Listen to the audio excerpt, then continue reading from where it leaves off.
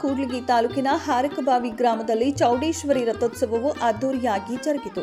ಸಾವಿರಾರು ಭಕ್ತಾದಿಗಳು ಚೌಡೇಶ್ವರಿ ದೇವಾಲಯಕ್ಕೆ ತೆರಳಿ ದೇವಿಯ ದರ್ಶನ ಪಡೆದು ತಮ್ಮ ಇಷ್ಟಾರ್ಥ ಸಿದ್ಧಿಗಾಗಿ ಪ್ರಾರ್ಥಿಸಿಕೊಂಡರು.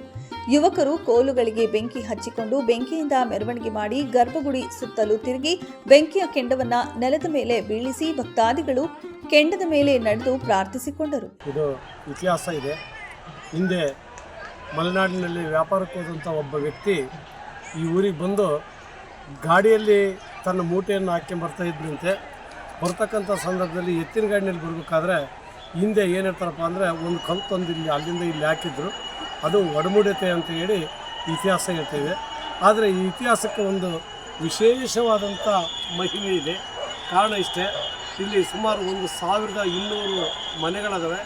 ಎಲ್ಲ ಜನಾಂಗದ ಸರ್ವ ಜನಾಂಗದ ಶಾಂತಿಯ ತೋಟ ಅಂತ ನಾವೇನು ಕರಿತೀವೋ ಆ ತೋಟಕ್ಕೆ ಸಂಬಂಧಪಟ್ಟಂತೆಯೇ ನಮ್ಮೂರಿದೆ.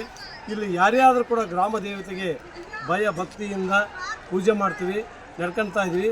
ಆಮೇಲೆ ಇದರ ಉದ್ದೇಶ ಏನಪ್ಪ ಅಂದರೆ, ಇದು ಒಂದು ಚೌಡೇಶ್ವರಿ ಅಂತಂದರೆ ಜನರ ಮನಸ್ಸಿನಲ್ಲಿ ಏನೋ ಒಂಥರ ಮಟನ್ ಊಟ ಮಾಡ್ತಾರಪ್ಪ ಅದು ದೇವರು ಅಂತಕ್ಕಂಥ ಭಾವನೆ ಇದೆ. ಆದರೆ ನಮ್ಮಲ್ಲಿ ಹೆಣ್ಣು ದೇವರು, ಇದಕ್ಕೆ ವಿಶೇಷವಾಗಿ ಮೀಸೆ ಇದೆ. ಈ ದೇವಸ್ಥಾನ ಚೌಡಮ್ಮಗೆ ಮೀಸೆ ಇದೆ. ಇಲ್ಲಿ ಹೇಳ್ಬೇಕಪ್ಪ ಅಂದರೆ, ಇದು ನಮ್ಮದೊಂದೇ ಗ್ರಾಮದಲ್ಲಿ ಸರ್ವ ಜನಾಂಗದ ಶಾಂತಿಯ ತೋಟ ಅಂತ ಕರಿತೀವಲ್ಲ, ಹಂಗೆ ಎಲ್ಲ ಗ್ರಾಮದ ಜನರ ಒಂದು ವಿಶೇಷತೆ ಇದೆ.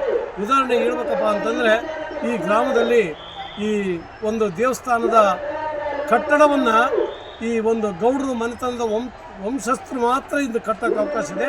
ಆದರೆ ಊರಿನ ಜನರ ದೇಣಿಗೆಯನ್ನು ಉಪಯೋಗಿಸಿಕೊಂಡು ಅದನ್ನು ಕಟ್ಟಿಸ್ತೀವಿ, ಅದರಿಂದ ಬಲೆಬಾನವನ್ನು ಮಾಡ್ತೀವಿ. ಒಂದೇ ವಿಶೇಷ. ಎರಡನೇದೇನಪ್ಪ ಅಂದರೆ, ಜರ್ಮನಿ ದೊರೆಗಳು ಹಿಂದೆ ಇದನ್ನು ರಥವನ್ನು ಇಡತಕ್ಕಂಥ ಸಂದರ್ಭದಲ್ಲಿ ಜರ್ಮನಿಯ ನಾಯಕರ ದೊರೆ ಆತ ಈ ಗಾಲಿಗೆ ಎಣ್ಣೆ ತಂದು ಕೊಡ್ತಿದ್ದಂತೆ. ಆ ರೀತಿಯಾಗಿ ಆತನ ಒಂದು ನೆನಪು ಕೂಡ ಇದೆ. ಇನ್ನು ನಮ್ಮ ಊರಿನಲ್ಲಿರ್ತಕ್ಕಂಥ ನಾಯಕ ಜನಾಂಗಕ್ಕೆ ಸೇರಿದಂಥ ಒಬ್ಬ ಶೂರಯ್ಯಗಳ ವಂಶಸ್ಥರು, ಅವರು ಈ ದೇವಿಗೆ ಸೀರೆ ತಂದು ಕೊಟ್ಟ ಮೇಲೆ ನಾವು ಮೊದಲಿಗೆತ್ತಿ ಮಾಡೋದು, ಅದು ಒಂದು ವಿಶೇಷ. ಇನ್ನು ನಮ್ಮ ಪಕ್ಕದ ಹಳ್ಳಿಯಿಂದ ಗಾಡಿಗೆ ಬಂದು ಇಲ್ಲಿ ಕಲ್ಲು ಹಾಕಿ ಹೋಗಿದ್ರು ಅಂತ ಹೇಳ್ತೀವಲ್ಲ, ಅವರು ಸಜ್ಜನರು ಅಥವಾ ಗಾಣಿಗರು ಅಂತ ಕರಿತಾರೆ. ಇವತ್ತು ಅವರು ಅಲ್ಲಿಂದ ಒಂದು ಒಂಬಾಳೆ ತಂದು ಕೊಟ್ಟ ಮೇಲೆ ನಾವು ಈ ಒಂದು ರಥವನ್ನು ಪ್ರಾರಂಭ ಮಾಡೋದು. ಇನ್ನೂ ವಿಶೇಷತೆ ಅಂದರೆ, ಇಲ್ಲಿ ನಮ್ಮ ಪಕ್ಕದಲ್ಲಿ ಬೆಳ್ಳೆಕಟ್ಟೆಯಲ್ಲಿ ಒಂದು ರಥವನ್ನು ಎಳೆಯೋದಕ್ಕೆ ಪ್ರತಿ ಸಲ ಅವ್ರದ್ದು ಕೂಡ ಅವರೇ ಮಿಣಿಯನ್ನು ಮಾಡಿಸಿ ಬಂದು ಕೊಡ್ತಾರೆ. ಆ ಕೊಟ್ಟ ಮೇಲೆ ನಾವು ಅದನ್ನು ತೇರಿನಿಂದ ಎಳೆಯೋದು. ಆಮೇಲೆ ಇದೇ ಊರಿನ ದೊಡ್ಡ ಮನೆ ವಂಶಸ್ಥರು ಅಂತೇಳಿ ಉದಾಹರಣೆ ತಪ್ಪು ತಿಳ್ಕೊಬೇಡ್ರಿ, ಇವತ್ತು ಆದಿ ಕರ್ನಾಟಕ ಅಥವಾ SC ಜನಾಂಗ ಅಂತ ಕರೀತಾರೆ. ಅವ್ರ ಮನೆಯಿಂದ ಕೂಡ ಬಲೆಬಾನ ಬಂದ ಮೇಲೆ ಅವರು ಎಡೆ ಕೊಟ್ಟ ಮೇಲೆ ನಾವು ವ್ಯವಸ್ಥೆ ಮುಂದಕ್ಕೆ ಮಾಡೋದು. ಅವರ ನಂತರ ತಿರ್ಗಾ ಬಡಿಕಲ್ ಗ್ರಾಮಕ್ಕೆ ಸೇರಿರ್ತಕ್ಕಂಥ ಅವರು ಕೂಡ ದೊಡ್ಡ ಮನೆ ವಂಶಸ್ಥರೇ, ಅವರು ಕೂಡ ಇದಕ್ಕೆ ಕಣಸ ತರ್ತಾರೆ. ಇಡೀ ಎಲ್ಲ ಜನಾಂಗದ ಸಮುದಾಯದವರು ಸೇರಿ ಈ ಸಮುದಾಯವನ್ನು ನಾವು ಒಗ್ಗಟ್ಟಿನಿಂದ ಪ್ರದರ್ಶನ ಮಾಡ್ತಾಯಿದ್ದೀವಿ. ಇದಕ್ಕೆ ಒಂದು ವಿಶೇಷತೆ ಏನಪ್ಪ ಅಂದರೆ, ಎಲ್ಲರೂ ಸುಮಾರು 30 ದಿನಗಳ ಕಾಲ ಯಾವುದೇ ಜನಾಂಗದವರಾಗಿರಲಿ ಮಾಂಸ ಏನೇ ಒಂದು ಸಸ್ಯಾಹಾರಿಯನ್ನು ಬಿಟ್ಟರೆ ಇನ್ನೂ ಒಂದು ಯೂಸ್ ಮಾಡಲ್ಲ, ಊಟ ಮಾಡಲ್ಲ.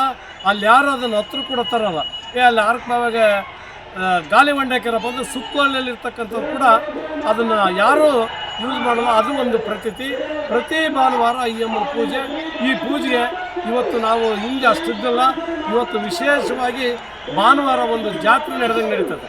ಹಿಂದೆ ಈ ಕಮಿಟಿ ಒಂದು ಇತ್ತು. ಆ ಕಮಿಟಿ ಇರ್ತಕ್ಕಂಥವ್ರು ಭಾಳ ವಿಶೇಷವಾಗಿ ಸ್ವಲ್ಪ ಸಹಾಯ ಇವತ್ತು ಕಡಿಮೆ ಇದೆ, ಈ ಜಾಸ್ತಿ ಇದೆ. ಹಿಂದೆ ಕಡಿಮೆ ಇತ್ತು. ಆ ಸಂದರ್ಭದಲ್ಲಿ ಮುಖಂಡರು ಈ ನಮ್ಮ ಪಕ್ಕದಲ್ಲಿರ್ತಕ್ಕಂಥವ್ರು ಸಿದ್ಲಿಂಗಪ್ಪರು, ಇನ್ನು ನಮ್ಮ ಹಿರಿಯರಾಗಿರ್ತಕ್ಕಂಥ ಆರ್ಜಗೌಡರು ಮರಣ ಹೊಂದಿದರು.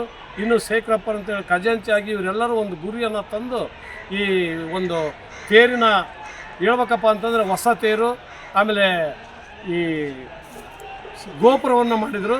ಅಲ್ಲಿಗೆ ಗೋಪುರ ಮಾಡಿದ ಮೇಲೆ ನಮಗೆ ಸ್ವಲ್ಪ ನಿಲ್ತಕ್ಕಂಥ ಸಂದರ್ಭ ಬಂತು. ಹಿರಿಯ ಆತ ಹೋದ ಮೇಲೆ ಇದನ್ನು ಬಿಡಬಾರ್ದು, ನಾವು ಮುಂದುವರಿಸ್ಬೇಕು ಅಂತೇಳಿ ನಾನು ನಿವೃತ್ತಿ ಆದಮೇಲೆ ಇವ್ರಿಗೆ ಸಪೋರ್ಟ್ ಕೊಟ್ಟಿನಿ. ನಾನೇನಾದರೂ ಕಾರ್ಯದರ್ಶಿ ಅಲ್ಲ, ಖಜಾಂಚಿ ಅಲ್ಲ, ಏನೂ ಅಲ್ಲ.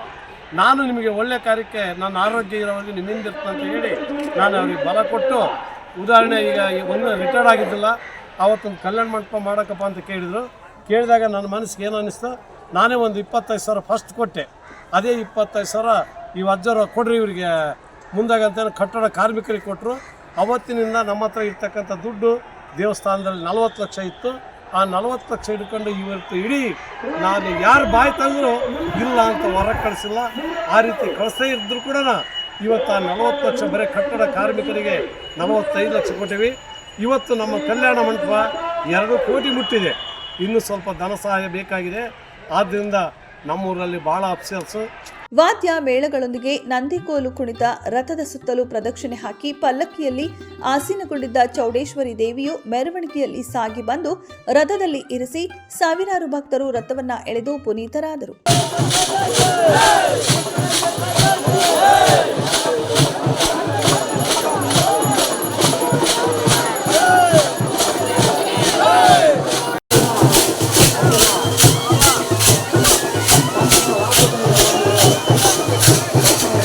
ವರದಿ ತಿಪ್ಪೇಸ್ವಾಮಿ ಕೂಡ್ಲಿಗಿ.